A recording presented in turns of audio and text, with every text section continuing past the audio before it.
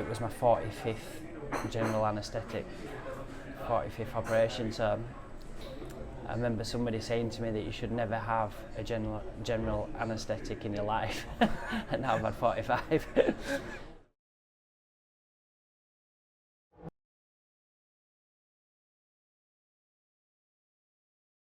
So, Ian, first of all, thank you for joining us. Welcome to Bennett's Bike Social. TT 2024, it's what, 2 months away, something like that? Yeah. Not too long away. Excited for it, because obviously the last year was a complete write-off for you, let's say that. So you must be chomping at the bit to get back around the mountain course in 24. Yeah, in some ways it's like worse than ever, missing it because of the COVID as well. So I've done it once since 2019.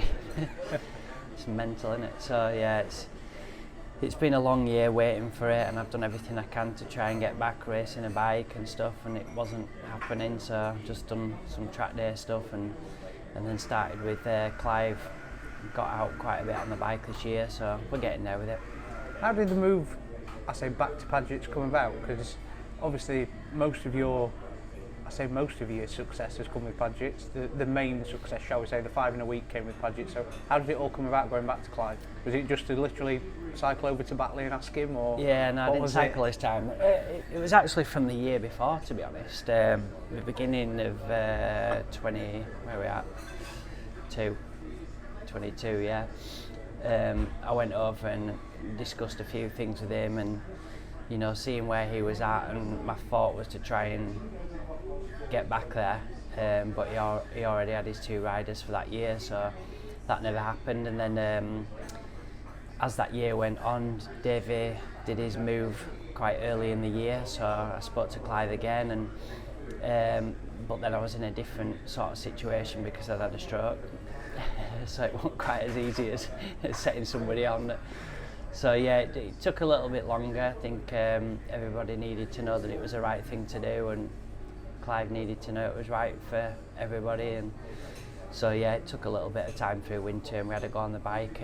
Got 1 day on it at Almeria in December, and I think after that Clive was pretty happy to know that I'm safe enough to ride again after the stroke. So that was it really, yeah. Did you always think at some point in your career you'd come back to Paget's? Because obviously, like I say, last night in the hotel I was watching the 5 in a week just to prepare myself for today, and it always felt to me like at some point you would end up going back there, if you know what I mean. Did it feel like that to you as well? Yeah, I mean, at the time, the circumstances, like if my leg hadn't got smashed to bits, I would have been riding for Clive in 2011, no doubt about it. So just circumstances changed. I never raced a bike in 2011 and went off doing other things, and it's taken quite a while to end up back there, but yeah, just the time felt right for me with everything, how I need things to be now for me to turn up and come back here. And it's all about riding for me now. I've had so much time away, and even the time like 18, 19, the last time I rode here was not great because of my crash in 2017. So it's been a long time since I've actually been competitive around here, and the only way that I'm going to fix that is by getting laps around here on a bike that's pretty much ready to go, So that's where Clive comes in, sends me out, and fingers crossed we don't need to be coming in after a lap, we don't need to be changing too many things. I just need to get on the bike every night, ride it, and get faster myself. What is it about Paget's? I don't know if you've ever been asked that question, but what is it about that team that everybody seems to keep wanting to go back to, if you know what I mean? Like, you've gone back there, Connor's been there a while, Davey was there a while, McGuinness always raves about him. What is it about Paget's? I think Clive just keeps things sort of, what's the word for it? Sort of basic, yeah, really. Keep it simple. For the TT, it's not always the best thing to have like a world superbike. Yeah. You need a TT bike, Mm-hmm. And I've sort of understood that more and more as your career goes on. And yeah, you see a bike that's got you know, it looks like it's been crashed into Halfords, it's got that many accessories on it and stuff, and you think, well, that looks like the thing to be on, but it doesn't always work so well here. And Clive knows what's needed for you, what's not needed for you. He knows roughly, you know, suspension settings to go straight out on, and you won't be coming in after a lap, he'll get round. And you know, some of it's fairly obvious when you've been in the sport for a long time, because you just keep your notes and you know, you can look back on stuff. But you know, Clive's been around racing for a long time, so he's had a lot of different riders and different types of riders, different styles, but he knows where he's at with settings wise, that it's between there and there no matter who you are, you know. Yeah. Would you say he's probably the best team manager you've ever worked for or ridden for? Because whenever I see him, like you say, he's always fairly happy-go-lucky, and he does keep the job simple, whereas some teams can over-exaggerate things and make things a little bit difficult for a rider, whereas Clive to me just keeps it completely simple. And I always hear him say, just go and have fun. Yeah. You probably wouldn't even have him down as being a team manager. Yeah. It's not, you know, he is, but he's like owner, team manager, everything. But he's just like your sort of best mate, crew chief, really.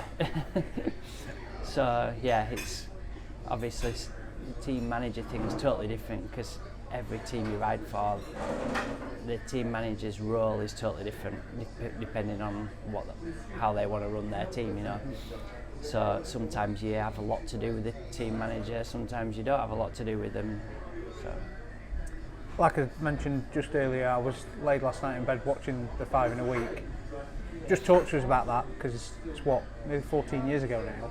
What are the memories of that? Do you still get the memories when, like, we drove up near enough up Glen Crutchley Road? Do you still get those memories? Do they still come back to you, or do you I ever mean, sit there and think about it? Sort of the sort of main memory is like how nervous I was for the senior. I was stopping at the Hilton, and I remember going down for breakfast, and everybody at breakfast was just staring at me. I'm trying to have my dinner, take my breakfast, and yeah, I sort of got so many well wishes going up to the line, and I sort of felt like everybody wants this to happen. Like, of course I wanted it to happen, but I felt like if it didn't happen, I've had a bad week, and I'd won 4 TTs, you know, it wasn't a bad week at all. But yeah, I remember there was a lot of pressure just from the fact that I didn't want everyone else let down that wanted to see it happen, you know. Do you think, because when I was watching that race, that senior race, and obviously guys crashed, caused the red flag, and from what I remember, you had a slight problem in the race. Yeah. Were you riding around thinking, I knew this was going to happen, I knew we were going to have a problem? Or were you just like, no, not now? In some ways, it was a bit of a relief, because it started off with my foot slipping off the peg, because we had a little bit of an oil leak, you know. So I just thought, that's it, I'm in, you know. Came into the pits, and it was sort of like, that's the end of that then, nothing I can do about it, it's not down to me losing or whatever. But then, because that happened, I started the second part of the race in a totally different frame of mind, because it was like I'd had a couple of laps warm up and I was ready for it now. So it was sort of like, this is meant to be, is this, you know. So yeah, the second part of the race was a funny one in the end, because a lot of people broke down, like, but at the start I was leading it, and John and everyone was in it, and then he broke down. You know, it was a shame that it'd have been nice to be stood on the podium with John and stuff, but it's a TT fear, isn't it? So I want to ask you about it. I don't know if you want to talk about it, but the stroke last year. Do you know where it came from? Do you know how it happened, or is it just one of those freak things that essentially can happen to anyone, but unfortunately it happened to you? Do you know where it all stemmed from? No, I don't have a clue how it's happened. I've had a lot of tests. Obviously, I was in the best place possible, I think, when it happened, because Almeria Hospital, for some reason, has got a massive, I don't know how you word it, a lot of people with strokes there for some reason. Okay. More than anywhere in Spain. They told me that. So, so they're doing like a test of everyone to try and find out why people get a stroke, and so I'm part of that test. And then they obviously have all the things to try and find out why you've had it, which they normally find out why you had it. None of the things that are normal reasons came out with me as to why I had it. So yeah, I mean, I came back from there and went to see the stroke specialist in England and spent another 6 months, him doing all the same things that had happened in Spain, so I've had it all done twice. But I asked him at the time, you know, is it like I went in for an operation to get the clot taken out, and it was my 45th general anaesthetic, 45th operation, so I couldn't speak at all. I'd lost my speech with the stroke, so once I could speak again, I said, is it anything to do with the fact that I've had 45 operations? And they said no. So, because I remember when I had about 16 operations from my first crash in 2010, I remember somebody saying to me that you should never have a general anaesthetic in your life, and now I've had 45. So yeah, but then I looked into a lot of things since and searched things on the internet, and there's a lot of things about COVID jabs.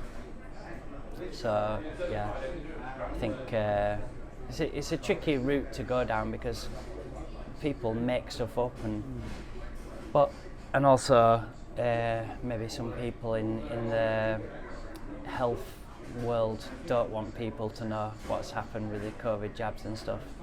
But I've asked doctors about it, and they sort of say that any drug has its side effects, and it could be a side effect of it. And then it was the AstraZeneca, you couldn't get it after your first jab. You only got it once, so why did they get rid of it if there's nothing wrong with it? So then the more I've looked into that, a lot of people got a stroke or a heart attack and stuff after having AstraZeneca. Right. And then other things of if you had AstraZeneca and then you got COVID itself, people ended up with a stroke. So who knows? Yeah, you're just piecing the jigsaw puzzles together, and I don't know if anyone will ever do the facts, but say like in another couple of years, will there be if you did all the amount of people that have had a stroke in England, will it go like that for a couple of years during COVID? Probably. Yeah, I can imagine. I know you've probably been asked this question a lot about mindset and coming back from injuries and stuff like that, but was this one maybe, would you say this one was probably the most difficult because you didn't know where it came from, you weren't expecting it at all, and I say you weren't expecting to break your leg all the amount of times that you did, but after that first time you knew how to get over it, whereas this one's completely alien to you? Was it difficult to get over it or not? I think not difficult as in like coming back from some of the injuries I've had to my leg have been torturous to try and get the strength back in, even to learn to walk again. You know, all that side of it I haven't had to do. There was nothing to repair. I just carried on with my life. But I think because it's a brain injury, I suppose, the unknown was massive for me. You know, I was sort of desperate to find out whether I could still ride a bike or not. Within 4 days of me being in hospital, I snuck out with Sarah and I said, give me the van keys. And she says, why, what are you doing? I said, just give me the van keys. And I went into the car park, drove the van out and reversed it into a parking space to see if I could do it or not. Because you don't know what's happening, do you? So I reversed it into a car parking space, got out, I said, there's nothing wrong with me. So yeah, then within, I think it was like 2 months, it was in May, a couple of months after, I did a track day with Whittam at Croft on a road bike, and everything felt normal. So then you start to think, okay, I can do this. Should be all right. Yeah. And then when you start to get on an actual race bike, you're like, right, now I need to know whether I could do the lap time that I could do before. Can I do it or can't I do it? You know. So yeah, it's been that process has been very hard to try and deal with. When the ACU took your licence off you, I think I wouldn't say you were quite vocal, but I think you were quite frustrated at the fact that they'd taken your licence off you, because at that time I think you felt okay to ride a bike. You just said that you could reverse your van, you could do track days, that kind of thing. How frustrating was it that they took your licence off you? Well, I suppose it's protocol, really. For starters, it was the right thing to do. Yeah. Because to send somebody around the TT like 4 months after they've had a stroke, it's not the best thing. But at the time, I didn't even know what a stroke was. Yeah. I didn't have a clue, you know. And now I've seen what people are like with a stroke. Like, I'm surprised they didn't want to see me straight away. But I suppose if they're saying a year, that's it anyway. And then you have to have these tests. Your doctor has to say that you're definitely all right. It wasn't just a year, and that's that. You know, I had to prove that I could come back. So yeah, at the time I came out of there, and I'm like, well, I'm allowed to drive. They've not taken my driving licence off me, which they do if you're not fit to drive. I've done a track day, and I'm like, why are you not letting me ride? So yeah, it was frustrating because I just put an awful lot into it. You know, like, we'd had a couple of years off racing here in COVID. I come back in 2022. Smashed my shoulder blade and collarbone in April, right before the TT, so 2022 TT was bad for me. I put everything in through winter that I needed to be back where I needed to be, and it was all taken off me again. So I think it is one of those situations where, as a racer, sometimes you need somebody to stop you going out there, you know, like we'd be going out there, half my leg, well, I've been out there with half my leg hanging off, you know. Yeah. So I just think at the time it was really hard to take, you know. And no one even told me. I heard about a touring car driver that it had happened to, and I said, the licence thing came up, and I said, oh, did he carry on racing then? And I didn't know where I stood with it, but this was like March, and I knew that I'd renewed my licence in January, and it's all online now. So I thought, I'll just sign in and have a look. Signed in, and it just said suspended. Oh, never even rung you to tell you or anything? No. I bet that must have been heartbreaking to see those words. Yeah. Without no one telling you over the phone. It's taken up until, when was it? It didn't go active, from suspended to active till about the 6th of March or something. It was right before the Snetterton race that I did. Wow. Because I had to have my eyes tested, I had to have doctor's certificates, and had to have an exercise ECG test that I had done last year at the university. You know, I've had to have a lot of stuff done, so it's taken a lot to get it back. I bet you're sick of tests in hospitals and... Do you know what? Some of it's been quite good, because the exercise ECG test that I did was at a university, Beckett's University in Leeds, and it's something that you would never have had done. But I think, like professional athletes that we never get treated as, if we were like into running or pretty much any other sport that people are in, you would go to places like that and have these stuff done, you know. So it was nice for me to be there with a doctor, this whatever he was, physician or whatever, and a lady taking bloods whilst I was cycling, and it was mental. I was like wired up to everything, and so it was nice to actually see results for something that I've never had in my life, and sort of question them a bit on where I am compared to an athlete, you know, a cyclist that comes in, or the Brownlee brothers, I think, have been there, and you know, they're from Leeds. So yeah, it was interesting. This might sound a really stupid question, but do you still feel like you've got a point to prove around here after the last year, or? I'm not trying to prove anything to anybody. Want to go out and enjoy it? I'm just I've missed so many years, and I still like racing here.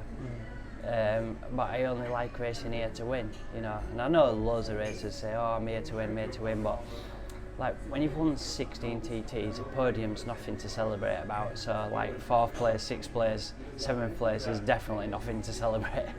I'm not coming back here going, oh, hopefully I can get in the top 10 after my stroke, you know, like why would I want to?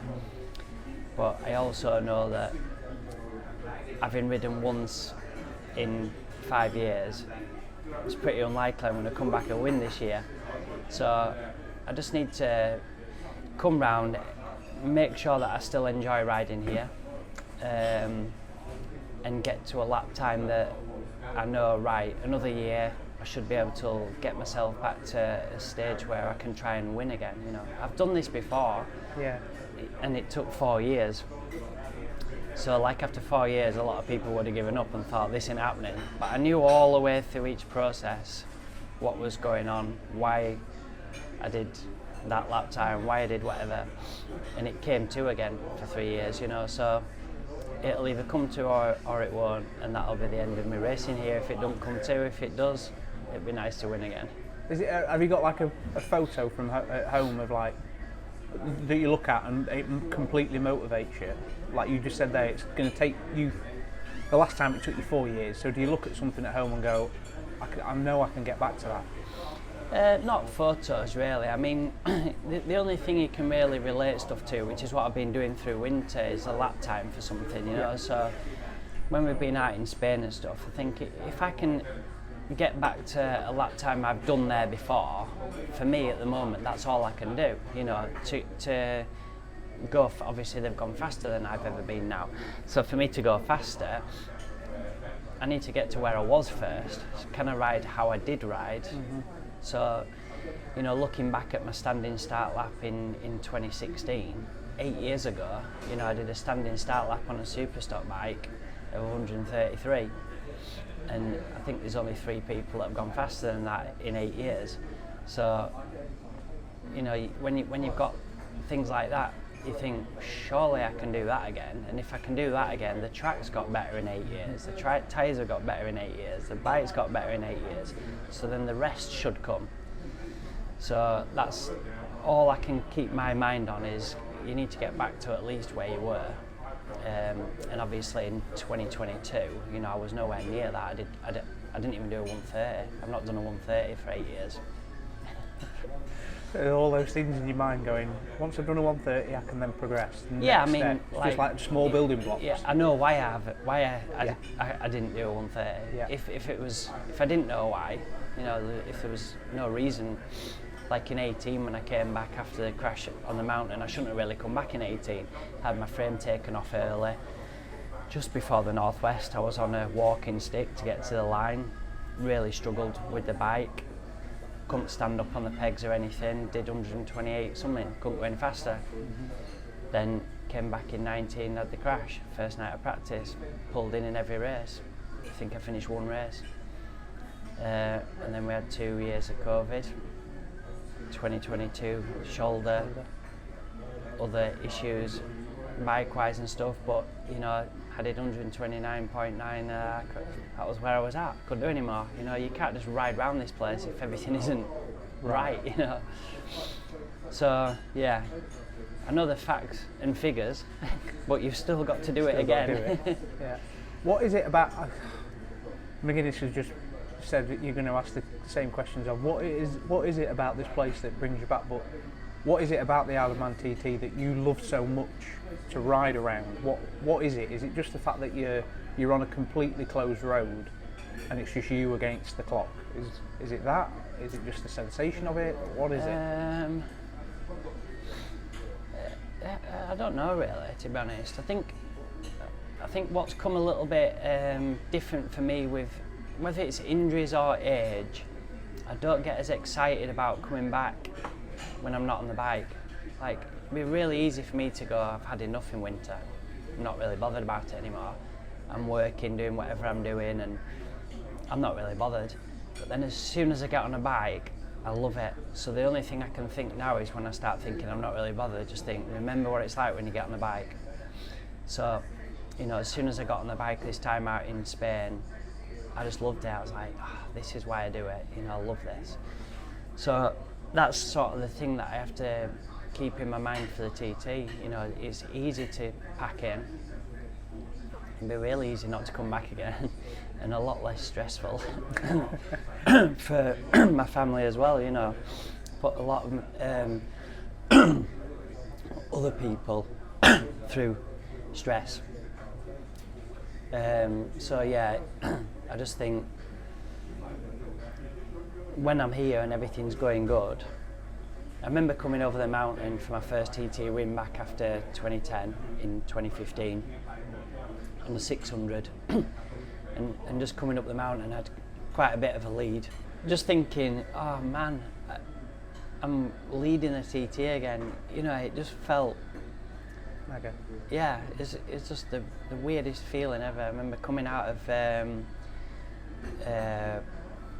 Windy Corner, like leading the TT, just thinking of all the things that what am I going to say, and it was just so weird. And you know, that's what's nice around here. When you're in 4th or 5th, trying like mad and getting nowhere, you hate the place. There's nothing worse than riding around this place when the bike's not doing what you want it to do, the feeling's not there that you want, and you can never make it happen here, you know. And I think, you know, I've won races on bikes that I hated and just thought it's just meant to be, because I didn't even like that bike. No, you know, if somebody had said to me, what's the chance of you winning today? I said, absolutely none, I hate that bike, and then I won the race, you know. So I think it is just one of those places that I think that's why you see people that win multiple times, because it is one of those places that you can either do it or you can't, and you can't plug that into somebody or teach them it. You can't make them do it. You can come as many times as you want for your whole life, and you might never win one, because it's just not. There's certain things that you have to do riding around here to win it. Some people can never do, and you can't make them do it, you know. But I don't think you can make yourself do it either. It has to come natural. Yeah.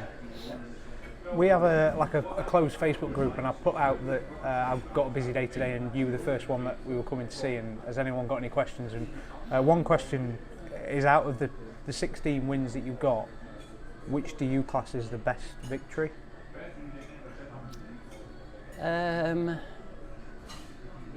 Or the one that you might look back on with like the best amount of fondness, or? Yeah, I don't know really. I mean, when I won the Superstock race in 2010, it was the first 130 mile an hour lap on a Superstock bike, and you know, at the time, it's stupid talking about lap times, because they're always going to get, well, I say they're always going to get faster. You're never going to average 150 mile an hour, so you're literally never going to, are you? Yeah. So, but yeah, they always get broken, don't they? But at the time, it was just like mental to do 130 on a stocker, you know. So it meant a lot to me, that race. And then again, I did 133 on a stocker in 2016, and it was the fastest I'd ever been around the island on a stocker from a standing start. You know, it's like, this is just mental. Like, how did that happen? So those races mean a lot to me. And then obviously my first race back winning on the 600, you know, it was like the emotions were something I couldn't deal with. You know, it was just all came out without me really knowing what to say or do or anything. Yeah. Obviously, we're sat down here on a wet Douglas prom. Standard. Yeah, standard. Yeah. You've had some memories up and down this prom. Just talk us through it, because pulling wheelies and stoppies, I don't know whether we're allowed to talk about it, but you're a bit of a nutcase back in the day, weren't you? Yeah, when you first came over here? Well, I never raced a bike until I was 20. So I was coming out here from passing my test at 17. We come out and stopped in a van sometimes, stopped in a homestay, and there's like 4 of us came out on bikes. And all we really came out for was Mad Sunday, because it was the only time that the mountain was closed. So we used to come over the mountain and then go back through Laxey just to get there as quickly as we could to come back over the mountain again. We never went round the track at all. And then wheeling on a night and doing stunts, like, it was mental. It really was mental. And it wasn't like allowed, but a lot of people did it. It's like accepted in it during TT. The whole way down from like here down to the port was just full of people either side waiting for somebody to do a wheelie or a stoppie, and I just loved it. I think the one thing that I want to try and set the record straight on is something to do with McGuinness. Now, he told us a story a while ago of you in Macau in a nightclub with a fire extinguisher and a water hose. I am convinced, knowing McGuinness as I know him, that he started it, but he's convinced it was you. He started So it. Can we set the record straight, please, and tell the story as well? Oh, honestly, man, I mean, It's one of those you had to be there, because I've told the story to some people and they're like, that's pathetic, why would you do that? And if you weren't there, it is pathetic and silly, and I love it. I love it. like, It's why would hilarious. you set a fire extinguisher off? What were you, 10 years old or something? But so yeah, I came out of it. It was like an underground nightclub, bit of a dingy thing. Like, you went down escalators down to it, and but it was called D2. It was just the place to go. You know, this is a long time ago. I mean, Macau's totally different now, and we all ended up in there like every night pretty much. And I come out of the toilet, been in the toilet, John had been in the toilet, came out of the toilet, and there was one of those massive reeled up hoses on the wall, and a tap built into the wall. Yeah. So John had hold of the hose, pointing it, waiting for me to come out, and he was undoing the tap. But I mean, that thing will have never gone off in its life, will it? It'll have never been turned. Never been touched. So it must have took till it got the whole way out, till it actually started working. So John was undoing it, and I sort of ran for him, and he let go of it, and it never had any water coming out of it. So then there's like some saloon doors going into the club. One was open, so I grabbed it and turned it, and then it went off, like off. So I absolutely soaked John, but then I was trying to turn it off, and I had to go the whole way back in to stop it. So there's water going everywhere in the club. The place was full. And then we were obviously drunk and laughing our heads off about it. Put the hose down, and then as I came into the club, the door that was open had a little fire extinguisher holding it open, and it was a powder one. And I just thought, this will be funny. He's got to have it. Yeah. So I picked up the powder one, and I've never let a fire extinguisher off before. I just thought you'd give it one little, Squirt the trigger. Powder him up, white, because he's wet. So I pulled the pin out, and it had like about 2-inch flex hose, and then one of those like plastic hose things on it. Went like that, covered him, let go, and it goes off till it's empty. You can't let go. So I was like, oh, put it down on the floor and just left it, and it was going like that, just filling the club. So then what I never knew was it takes the oxygen out of the air, so that it puts the fire out. No one could breathe. Nobody could breathe, everything was white. So I went up to lost John, lost everybody, music stopped, lights came on, everything was white. And I went to the bar, seen Blandy, a mate of ours, and he thought the building was coming down, because we were in. He's like, what's going on? And I couldn't tell him because I was laughing that much. And there was some more saloon doors went out of the club. So John had gone out of there, which I never knew. So it all sort of settled down again. I'm like wetting myself, telling Blandy what's happened.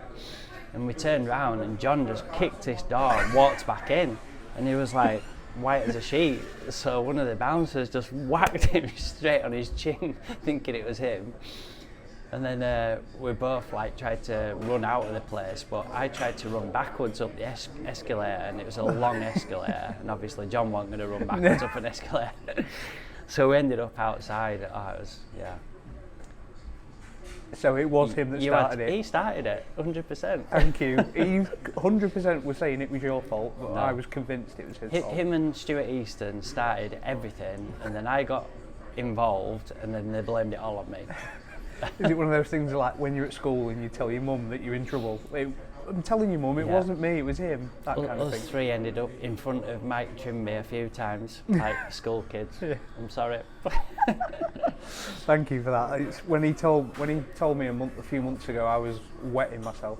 I was crying with laughter when he was telling me. It was one of the funniest stories I've ever heard. Just finally, then, before we finish up and get you back over to the hotel, you sat on the boat leaving here in June, mid-June. What do you view as a solid 2024 Isle-of-Man TT for you?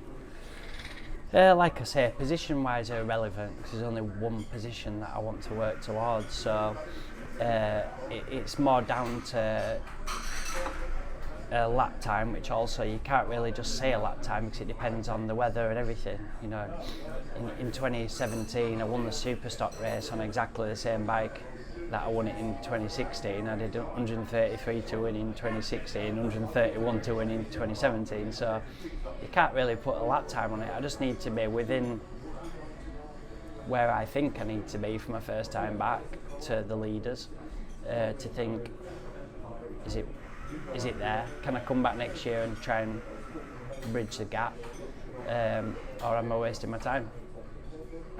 So, but there's so many factors, like, hopefully it never happens, but if I went out breaking down all week, then my lap time that I'm trying to judge off has to be different because I've hardly been on track. You know, until I come back from the end of it, there's a lot to take in as to whether it's been good or not. Well, Ian, honestly, it's been a pleasure. It's the first time I've ever interviewed you, and I've absolutely loved it. So thank you very much for your time. And on behalf of everyone, it's an absolute pleasure to see you back. And good luck at TT 2024. Thanks very much.